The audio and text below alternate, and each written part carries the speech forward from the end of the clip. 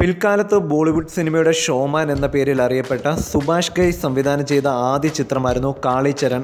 നായകൻ ശത്രുസിംഹ ഡബിൾ റോളിൽ പ്രത്യക്ഷപ്പെട്ട് 1976 പുറത്തുവന്ന കാളിചരൺ ബോളിവുഡ് സിനിമയുടെ ജാതകം തന്നെ തിരുത്തിക്കുറിച്ച വിജയമായിരുന്നു നേടിയെടുത്തത്.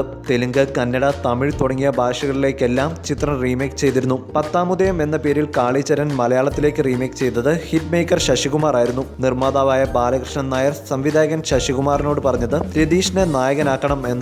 ബാലകൃഷ്ണൻ നായരുടെ അടുത്ത സുഹൃത്തായിരുന്നു രതീഷ്. എന്നാൽ ഉയരങ്ങളിൽ എന്ന ചിത്രത്തിലെ മോഹൻലാലിന്റെ തകർപ്പൻ പെർഫോമൻസ് എടുത്തു പറഞ്ഞുകൊണ്ടായിരുന്നു ശശികുമാർ മോഹൻലാലിന് വേണ്ടി വാദിച്ചത്. മുമ്പ് ശശികുമാറിന്റെ ചിത്രങ്ങളിൽ വില്ലനായും നായകനായും എല്ലാം മോഹൻലാൽ വേഷമിട്ടിട്ടുണ്ട്. മോഹൻലാൽ അതുവരെ ഡബിൾ റോൾ കൈയാളിയിട്ടില്ല എന്നതായിരുന്നു നിർമ്മാതാവിന്റെ ആശങ്ക. ഒടുവിൽ ശശികുമാറിനെ വിശ്വസിക്കാൻ നിർമ്മാതാവ് തീരുമാനമെടുത്തു. മോഹൻലാലിന്റെ കരിയറിലെ ആദ്യത്തെ ഇരട്ട വേഷവുമായി പുറത്തുവന്ന പത്താമുദയം 1985 സൂപ്പർ ഹിറ്റ് വിജയമായി മാറുകയായിരുന്നു.